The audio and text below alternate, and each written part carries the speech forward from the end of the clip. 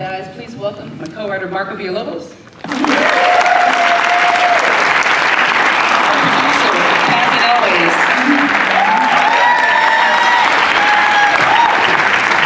a part of our amazing ensemble, Anne Hathaway.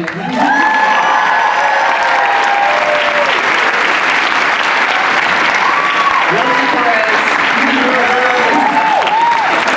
Willem Dafoe.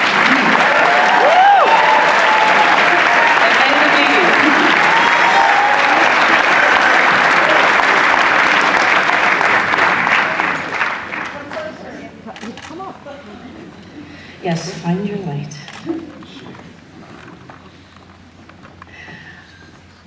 Dee, I'll ask the first question. Well, first of all, congratulations to all of you on this wonderful film. And this is based on the Joan Didion novel of the same title. I'm wondering what attracted you to this project, to the novel, and to develop it into a film. Yeah, so I first read this novel like 7 years ago, so like a while back. And, you know, it's funny, I started with Didion's fiction, and then I migrated to her nonfiction, and I was just turned on by that. And so at the same time, at Sundance, I think 2017, the same year we had Mudbound Deer, you know, I caught Cassian with a glass of wine in his hand. And I said, you know, there's this book I always wanted to adapt. It's this Didion book. And he's like, okay, sold. And then I went to until he had a second glass of wine. I was like, and there's this writer, Marco Villalobos, who you gotta hire. He's amazing. He was like, sold. And so shortly after that, we got into the development. But the thing that got me attracted to it was the father-daughter love story at the center. And it's about the cycles of kind of like grief, cycles of abandonment. And so it's a way to talk about U.S. imperialism, you know, but within the kind of context of like this one character who is just trying to like, you know, heal things in the past. So, yeah. And then in terms of the casting, I think that the performances are incredible across the board. Anne Hathaway, I think you are tremendous in this film.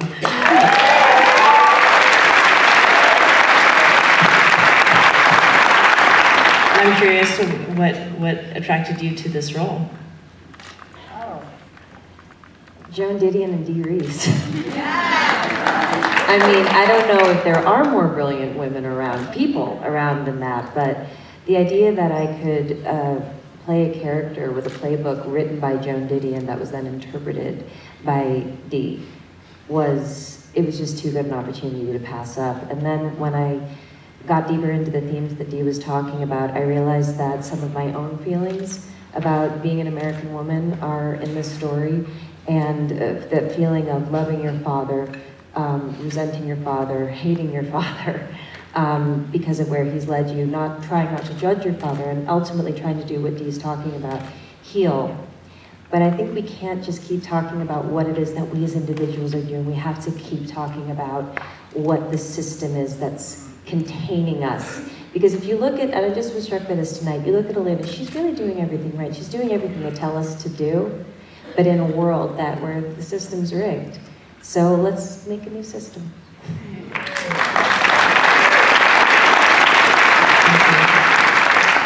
I want to open it up to the audience now. If you have questions?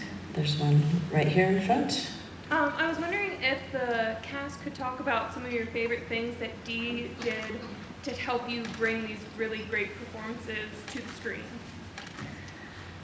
The question is for the cast, and she has asked for them to talk about what Dee did to help them bring, one of their favorite things that Dee did to help them bring these characters to screen.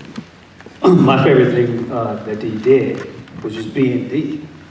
You know, she just inspired so much trust in all of the cast with her vision. I've never worked with somebody who had such a clear vision about what she wanted.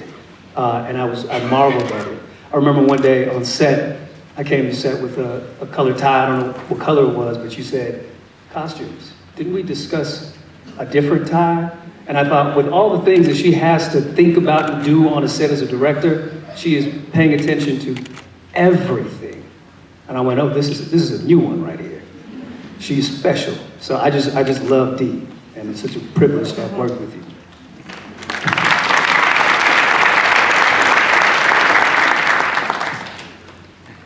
y'all.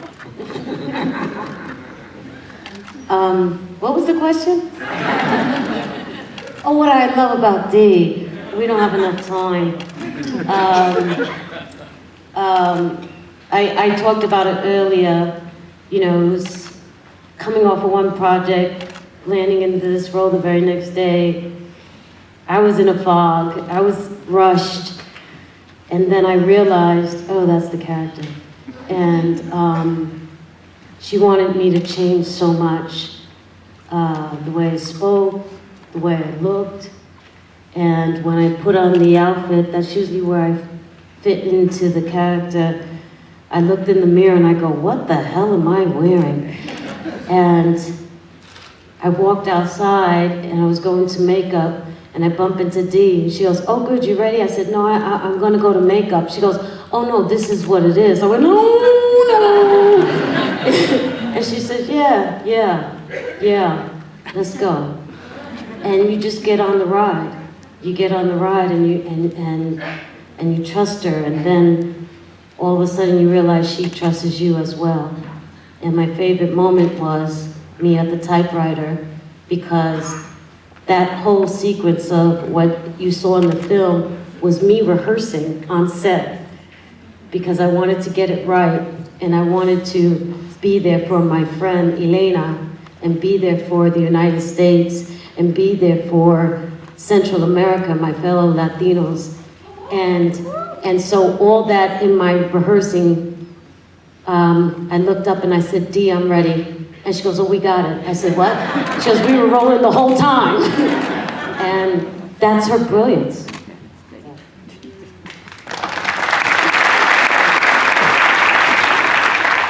Just got to repeat, clear, strong, smart, good culture, good film culture. The set's run by her. She's sweet. She's a great audience. When you're doing stuff, you know, it's back and forth. She sees everything. And you do a take and she throws something at you and you play with it. And that's a fun way to work. Everything that everybody said, I 100% agree. The number one thing Dee does is just be Dee and carry herself and hold herself to such a standard of excellence, and do not be the one to be the one to let her down. Another thing she did for me is she wasn't so interested in who I am or what I've done. She's interested in what I can do. She always treated me as an artist, and she was always really interested in my craft, and she supported my craft, and that just made me want to give her everything.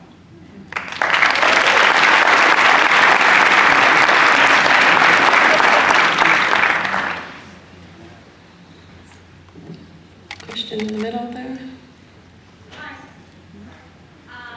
So being that I am a first-generation Salvadoran American, seeing things of this nature regarding Central America has always been kind of a fishy/journey for me in terms of finding more about our history and whatnot.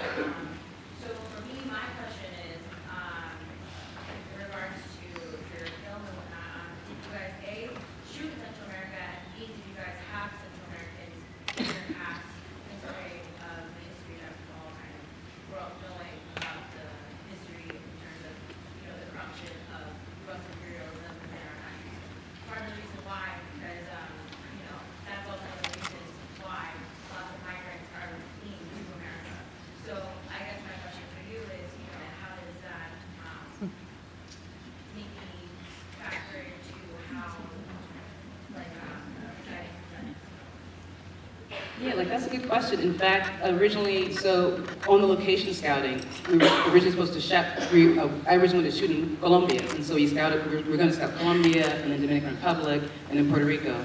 But we started in reverse order. So we started in Puerto Rico, and I should shout out Imbal Weinberg as production designer. She was on the ground with Mariam Padial, our location scout, and they were out on the ground finding things. And so the deeper Imbal kind of got into the pre-scout, when we got to Puerto Rico and like saw the scout, it just felt like it was so much there. And one of the reasons why I wanted to shoot it originally in Colombia is because I wanted more diaspora. I was concerned that I wasn't going to find that. But as we got there, like on the island, I saw that there's a lot of diaspora there. And with our casting director, Patricia Alonso, we did have a lot of Hondurans. And it was, you know, important to find people, you know, that made sense for the place like where we were. So in Puerto Rico, we did the best we could, like recruiting people who were of the culture, who were of the place, people who had immigrated to Puerto Rico from Central America for those parts.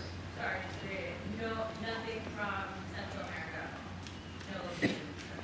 No, so we shot totally in Puerto Rico and Miami. So we didn't have the budget to go abroad, so yeah. We have time for one more question. Can I remark on that as a Latin American?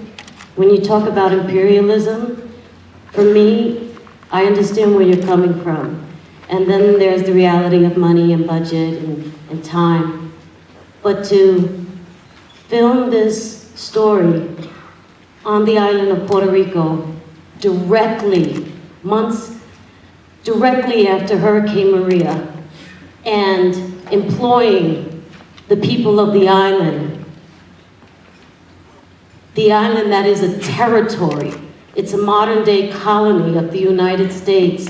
For me, I thought that it was a very respectful way, since we couldn't shoot in Central America. And I hope that brings you some ease in your soul, because I understand where you're coming from and I respect that.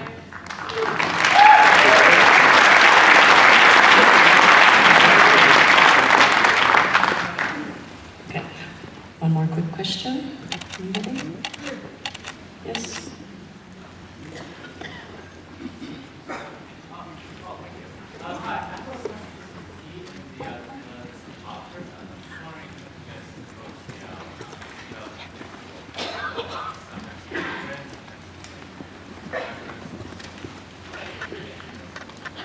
So all I heard was cinematographer, and I'll talk to kind of his process. Our DP is Bobby Bukowski, and so Bobby Bukowski did an amazing job.